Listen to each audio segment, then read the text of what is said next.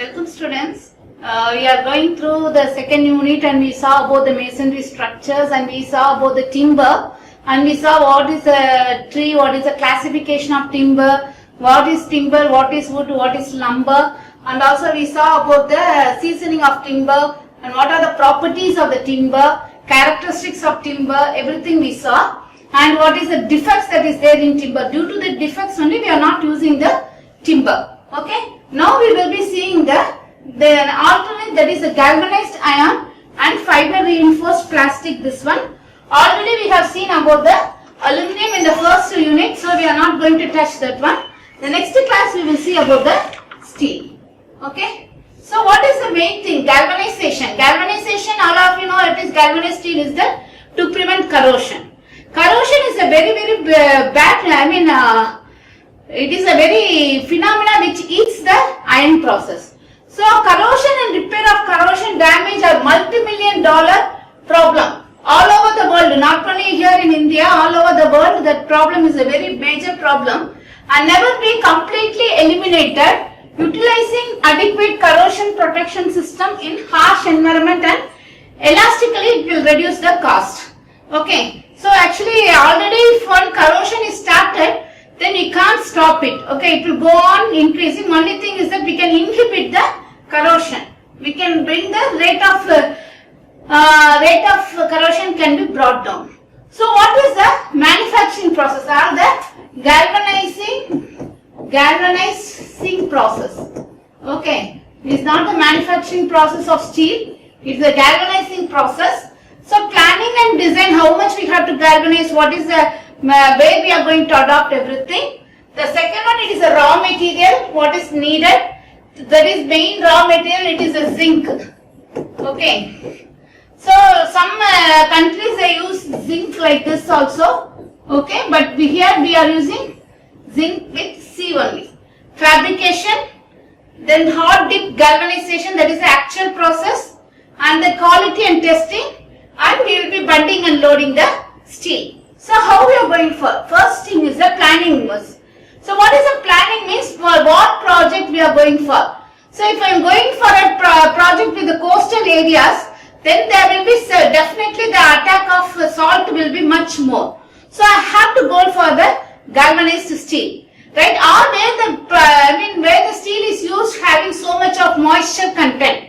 Okay. So there also I have to go in for the galvanization. Even in the reinforced concrete, what is reinforced concrete mean? If it is a concrete beam or something, the reinforcement will be there embedded into the concrete, right? This is the reinforcement.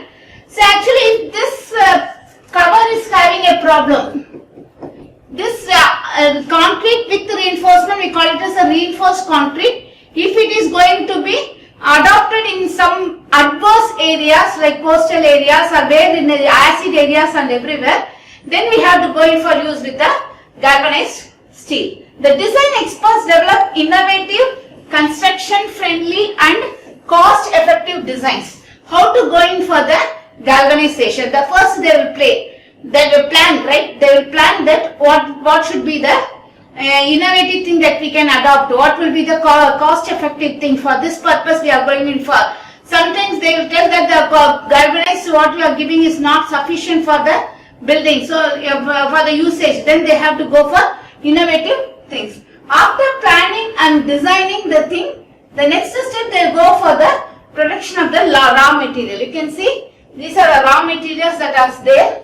So the raw material may be the formable steel angle or steel sheets, whatever the already prepared sheets, they go for a galvanizing. Okay. So what is a self-support transmission towers? Mainly the steel angle bars are L, V, T shaped and flat angle bars or the sheet materials will also be used for the galvanization. Whatever the material it may be. Okay. If I am going for a steel angle means one angle, this is C-type angle. Another C-type angle I can act like this and I can use it for the construction as a I-bar, right? Okay. So otherwise I can have one bar like this and another bar I will be attached like this. I can have it as a tubular section. So angle section means you will have several types of this. Okay. So always I will have two T-bars. This is a T-bar, there will be another T-bar that is attached to this. This will be called I sections. So I can have any number of sections is the angle bars, and LVT, that is what? Two L angles, one L angle, another L angle. Or V like this and V like this. Okay? So this is an X bar, this is where we are using this now. If it is a building is having a frame, and we will be using this bars, two V bars. Okay, like that wherever it is essential, we go for the bars, and any type of this angles or steel angle or LVT or it is a sheet metals can be used for the galvanization. So what the third step is the fabrication. Fabrication is nothing but to making process. That is the different angle size, different size shape are there. That has to be, if for example, if I am having a sheet, but I need an angle section in galvanization, that sheet can be fabricated into an angle section, then I can go in for a galvanization. Or if the angle section is not proper, then I have to go for cutting and straightening of the angle bars, and then I have to go in for the galvanization. So all this fabrication according to our use for what is the industry use they are asking for, what is the customer they are asking them, they will go for the fabrication of the iron. Okay, so the fabrication process is like that. So they will be marking and measuring. Okay, if I have to only take a two steel tubular section for a this fabrication purpose means, maybe I will be getting a one angle like this and another angle I may get like this. Okay, so here I can't go in for a section with a uniform. So what I have to do, I have to cut it here and I have to make it, and I have to cut here and I have to bend it like this, so that I can get a tubular section with this, and another section it is joined like this, it will come from tubular. So marking, so where I have to cut, where I have to bend, where I have to attach, everything that is coming from the marking measurement. And straightening, if there is any flaws are there, anything bend is there, everything, then we go for straightening. Then cutting the bars. So cutting them with sufficient this distance or sufficient size, we will cut it, and then we go for the punching. Punching is nothing but the way we are cutting now, that exact area we will punch so that it will have a very good shape. Then bending, after punching it, we will bend it. Then we go for stamping it. Stamping it is nothing but if we want to go in for any names or anything, that we can go, and then notching, and then we go for galvanization process. So this is a fabrication process. Again I am telling you, after marking and measurement, we go for straightening process, cutting process, punching process, bending process, stamping process, and the notching process. Okay, so this is one of the fabrication shop, right? You can see. So these are a CNC punching machine which are all controlled only by the computerized, right? Computerized numerically controlled punching machine. CNC is nothing but the computerized numerically controlled, okay, numerically controlled machines. Okay. So for punching and bending we have the machines. Bending and notching, you can see the machines are there. Cutting machines is there, and then if there is any tempering that has to be needed for a bending or straightening process, then we will go for that hot treatment also. These all comes under the fabrication process.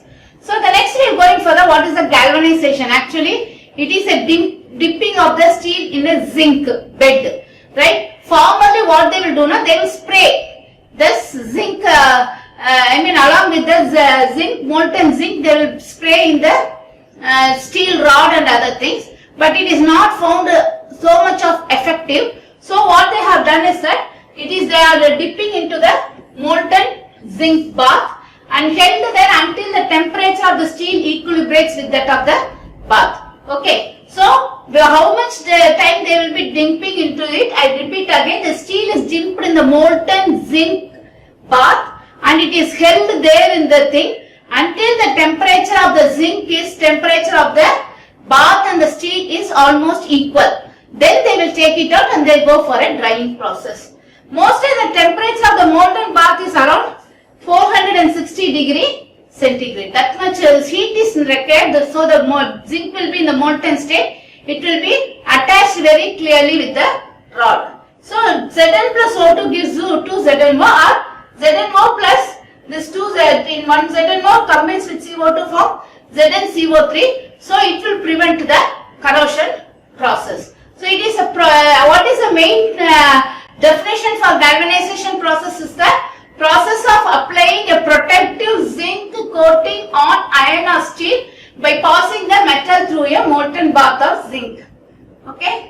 So the next one, what is the different process in this galvanization process?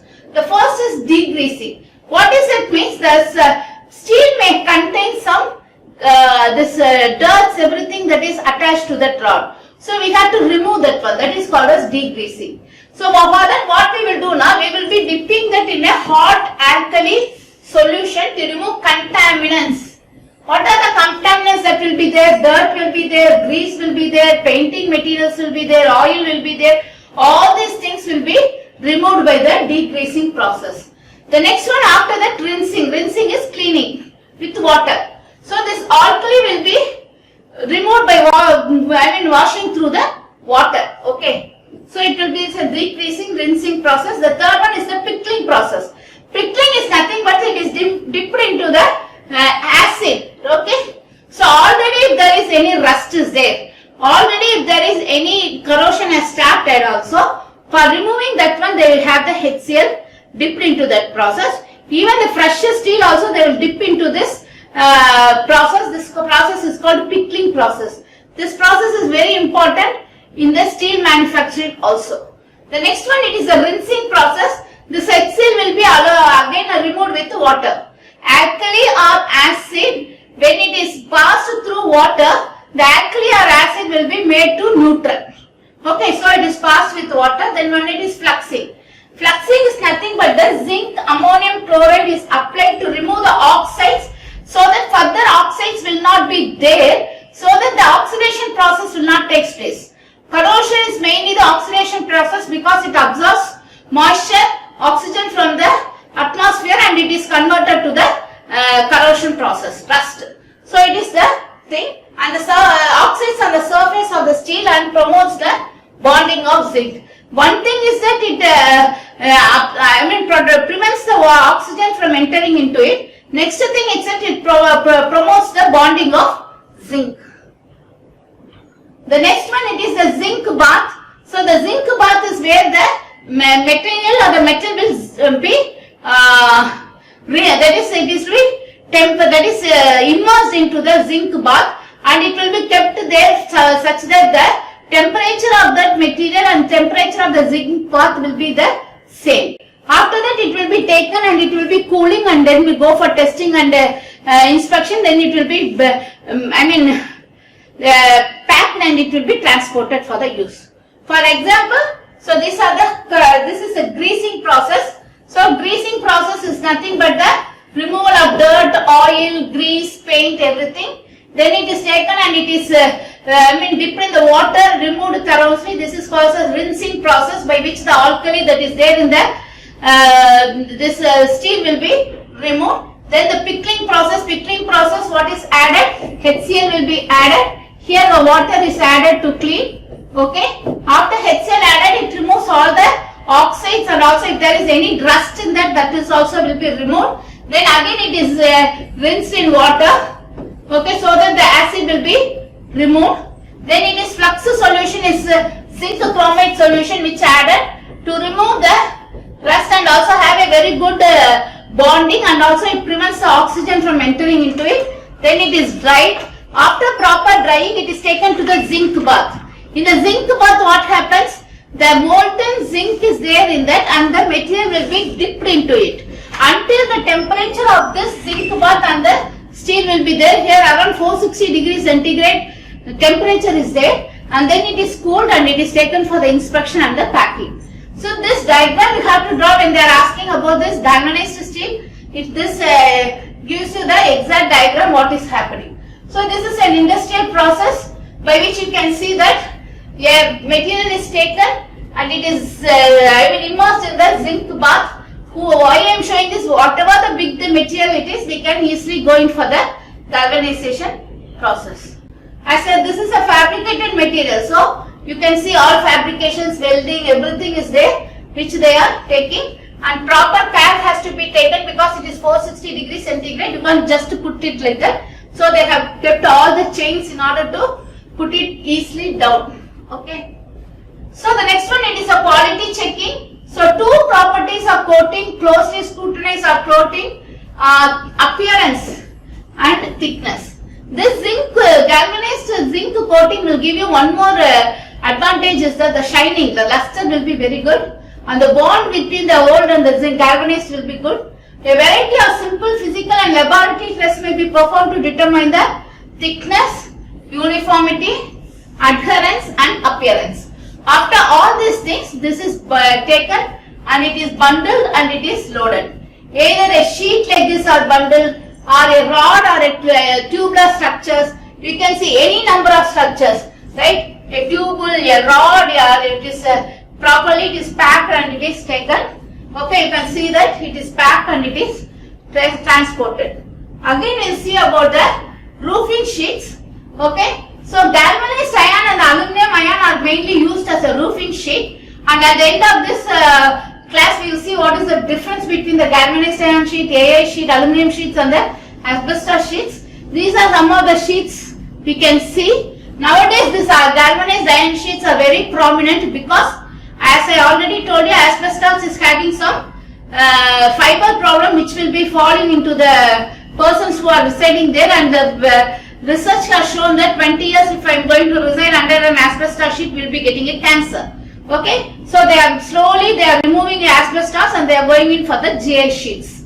And the GI sheets, we will see about the properties, okay, and we will see about the, properties, design and color, application cost, and we will see the same thing, properties, design and color, application and cost, and we will compare. So this is one of the thing that both the things I will have this. So it is a sectional details. You can see the galvanized iron.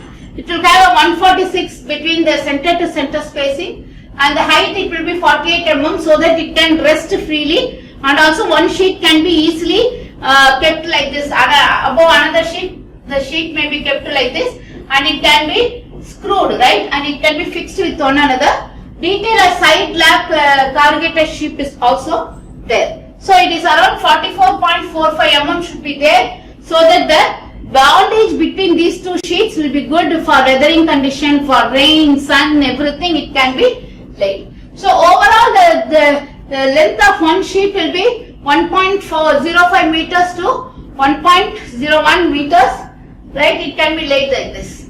So you can see there are n number of specimens that is there. You can see that it can be like this, where it is the center to center is 140 or it is 120, it is a trapezoidal shape, it is almost, and you can see that is a corrugated in between only, this is very minimum, right? You can see it is also having a trapezoidal. The colors you can change, any type of color is nowadays you can do it with the galvanized steel, because the steel now we can easily paint very fast. So these are the things. And the next one, it is a galvanized iron formerly iron coated with zinc by electrical deposition method. Now more commonly it is by the plunging method. So electrical deposition means the electrical method will spray it and will get. So we are going in for this punching method. And the main thing what I want to tell you it is that because of after the 18th century, due to this scientist Galvani, this name of galvanized iron sheet was formed. What is the main features of these steel sheets? So we have seen the galvanized, what is the galvanization, what is the process, everything. After bringing out, we are finding out what is the features of that iron sheets, right? Okay. So the made up of rust resistant galvanized steel, high durability, okay, it is withstand high pressure and also high temperature, rain, sunlight, everything. And it has a special metallic coating on it, and it has a lightweight, high strength steel resistance to high temperature, corrosion resistant and easy to install. This is a very important thing by which we are going in for the galvanized steel sheets. So galvanized steel iron sheets are prepared by pressing flat iron plates between the two rollers. Mostly the sheets, while I am telling this, we are going in for the applications, and instead of timber that we are going in for this one is that for the roofing purpose, roofing sheets. So for getting a roofing sheets, what we will do now, in the fabrication process, we won't go in for a angle session or a L session or B session or T session. Instead, we go in for a sheet session, the rolling sheet session. As I told you, different shapes, different corrugations can be made by this galvanized iron sheets, and it can do. And the corrugation helps to increase the strength and rigidity. Okay. So actually, why the corrugation galvanized sheet it is that, so the bonding will be good, so the strength will be good, the rigidity will be good. They permit the easy flow of rainwater, so water will not be stagnated there, so corrosion will be minimized. Only with the presence of moisture and oxygen, this corrosion will be there, so it will be minimized. And the length is 1.2 to 3.6 meters, and the width will be 600 to 1200 or 1.2 meters. These sheets are economical and it is fire resistance. Okay. So what are the features of the GI sheets is that it is architecturally attractive, durable and add aesthetic to the building. It is strong to resistance to fire and to all weather conditions. Easy to assemble, saves time and labor cost. It is light to handle, easy to transport, right? Once it is there, it can easily be transported, easy can be stored, and does not break, crack or leak, right? The connections can be made perfect, right? With the corrugating strip. And environmental friendly, thickness is 0.3 to 0.6 meters, 1 meters to 1.3 meters. Offers the beauty of clay tiles with minimum dead weight on the roof, right? So we can even go in for the clay tiles, that type of coatings, everything, that it will look like that. Unbeatable hurricane, hail, even this cannot cause any damage to the GI sheets. It also eliminates the problem of pest investigation, which is a main thing in the wood and rot that occur with wood and clay roofing materials. This can be eliminated by using the GI sheets. So here you see one or two GI sheets. It is a rib provided GI sheets. Here also there will be so much corrugation. In the joints you have very deep corrugations, and these are the thing. The depth is 30 mm, pitch is 250 mm, supplied width is 1.05 mm, and covered width is 1.01 meter. Length is up to 12 meters, and the thickness is 0.3 to 0.8 mm. The thickness of the sheet. You can see these are the things, and it is the color roofing, the most versatile roofing material in the market, offers you both elegance and flexible design for any building need. So these are the advantages of GI sheets. Economical roof profile with excellent design and flexibility, to 250 mm pitch, that is 250 mm gap in between center to center. It is available various thickness, and the special lap corrugation gives extra support to panel overlap.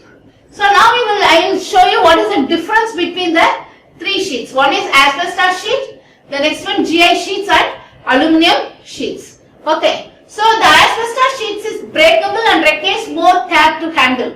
Okay, it is made up of very thin fibers, and it is non-breakable and can be handled with a little care, but that AI sheets can be handled with low care, aluminum sheets. The next one, it cannot be made as thin as GI. It should have some thickness with the asbestos sheets, but here it can be made very thin. It also can be made very thin. And here it is cheaper at initial, but here high cost than AC sheet, but cheaper than the GI sheets. Okay. The next one, it do not corrode, but the GI sheet easily corrode by atmospheric action. Even though we are providing so much of galvanization, if there is any defect in the galvanization, that will be reflected. But AA sheet, that is aluminum sheets, are not corroded. So the fire resistance, it is non-fire resistance, and also it does not deforms when fire comes, and that also deforms when the fire comes. So it is heavy in weight, that too is light in weight. This is less noisy, but GI sheets give some noise because it is steel knife. When it moves with one another, it gives some voice, but the voice can be avoided with the AC sheets and AA sheets. So maintenance cost is nil.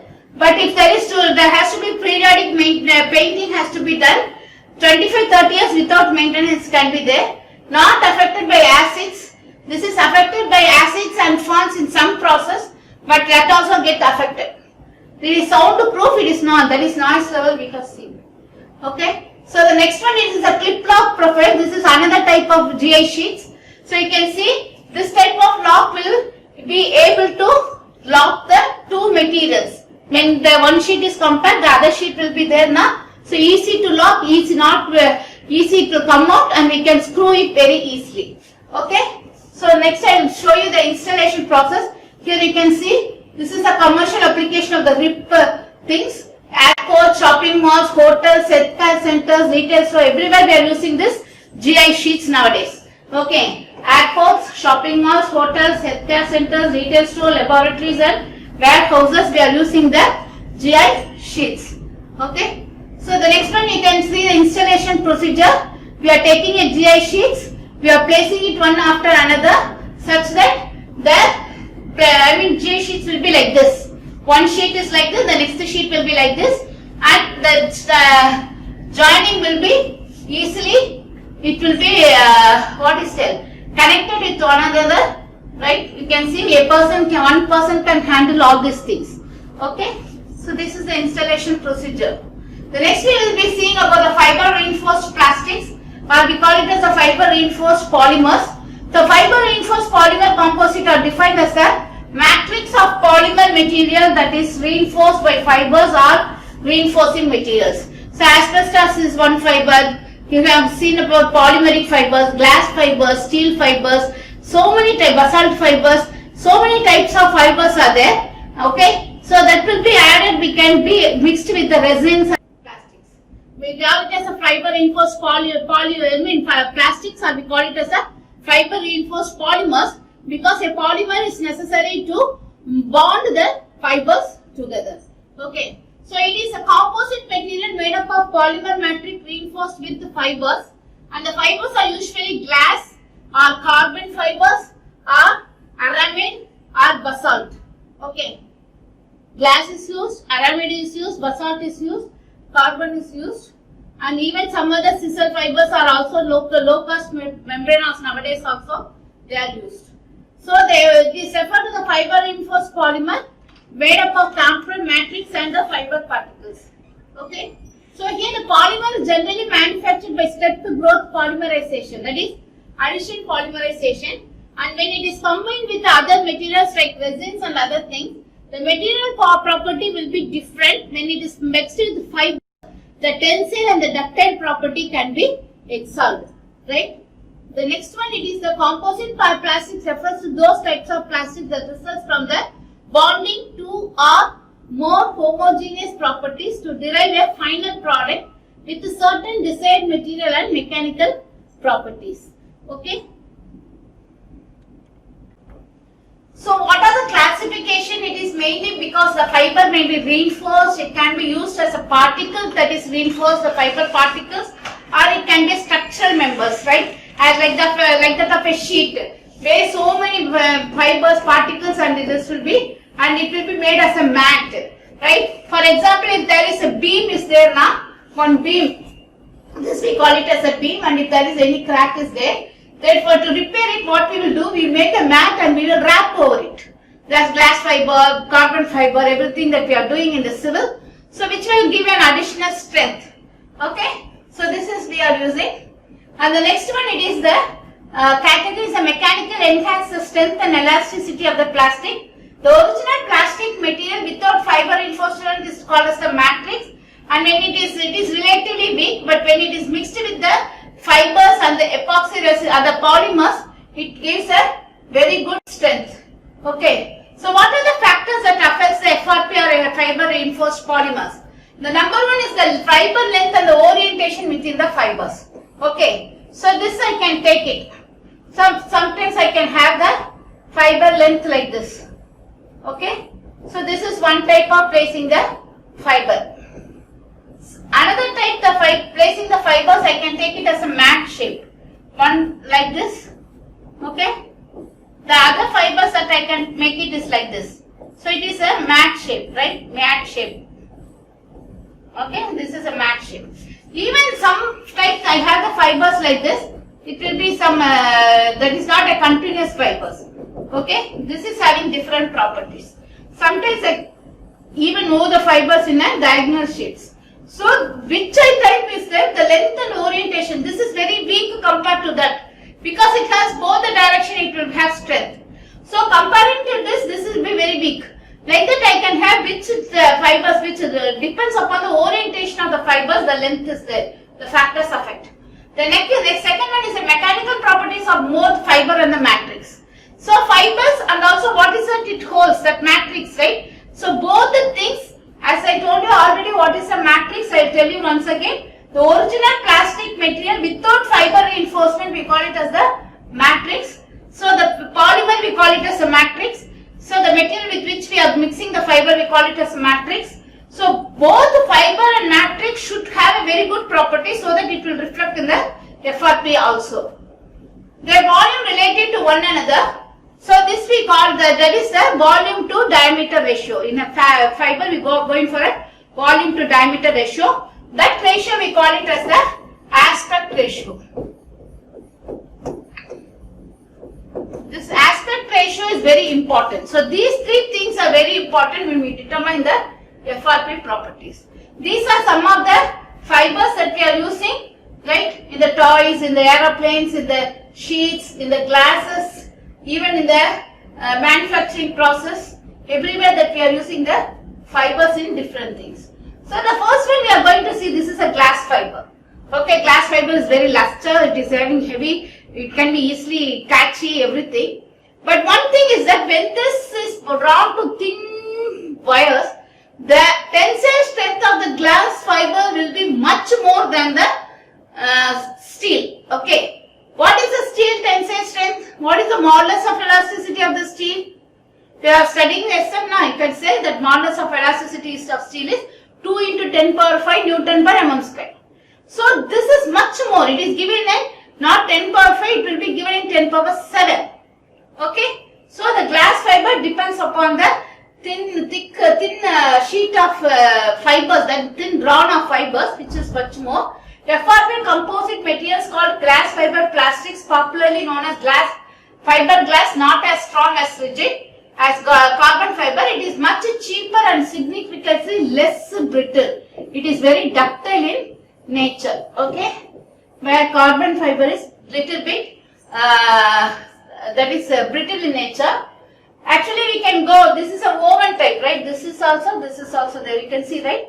Both the cases, the fibers are there. So this bottom we call it as a matrix. So by which the fibers are placed, above which we go for a reinforcement, a polymer, anything that we call it as a matrix. So more or less aligned parallel to the longitudinal axis, high strength to volume ratio makes it more stronger than its size. So what is the main thing? It has a high stiffness, high tensile strength, low weight, high chemical resistance, high temperature tolerance and low thermal expansion.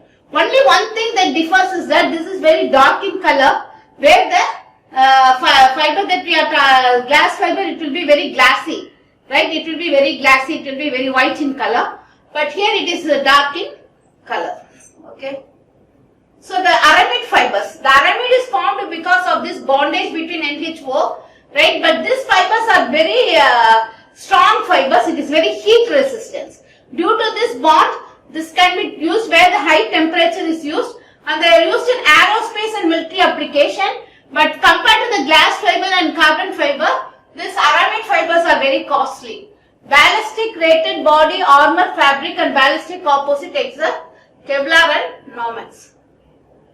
So the next one we go for a silicon fiber. Silicon fiber is very costly because it is mainly used with the epoxy vinyl ester and polyester, thermosetting plastic and phenol dehydrated resins. With these resins only this silicon fiber can be used, but it is having so many applications, not only in the civil field, also in the medical field, everywhere. And these silicon, aluminum oxide, metal wires are also used as the reinforcement material and used in the aircrafts, right? Mainly for making a very light material.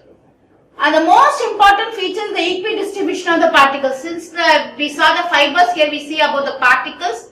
So how much particles? We will see a resin, epoxy resin or a polymer will be placed, and we will have the fiber powder that will be sprinkled. Okay, it will have the sprinkling like this. We will have the fiber. So it will have the strength. Okay, right? So you can see it is the sprinkling of the particles by which the bond is formed based on it. And the next one, it is the two type of structural composite. Third one is the structural composite. The first one I told you it is fiber. Second one it is particle. Third one it is a structural composite. You can just imagine a phenol board, right? Okay. So plywood. You can see this plywood. It is made up of so many layers that is sandwiched with one another. But that we call it as a sandwiched fiber politics, right? So the next one it is laminar. Laminar means it is a one sheet itself. It will be of very high thickness. Sheet or panels, proper orientation, cemented together with resins, high strength in multiple direction. Example plywood. You can see it has different layers that can be sandwiched or a single layer that can be allowed there. Okay. So the next one it is what are the other properties of this structural composite? Is a low coefficient of expansion, high dimension stability, high tensile strength, high heat stability, better abrasion and wear resistance, better toughness and impact strength. So what is impact? Impact is a sudden application of the load, and compressive strength is the main strength. Both the toughness and the impact strength is much more, and we are using it in the where the impact force has to be taken. We are using this fibers. Okay. So where we are using the fibers, it is there in the aerospace, missile tech, automotives, high-speed machineries, equipment parts, cooler, office cabins, room insulation, apart from the construction process. So by this I complete the thing. The one more topic that is there is the steel structure, steel that is there. So next class we will see the steel, and I will start with the third unit also with the next class. Thank you.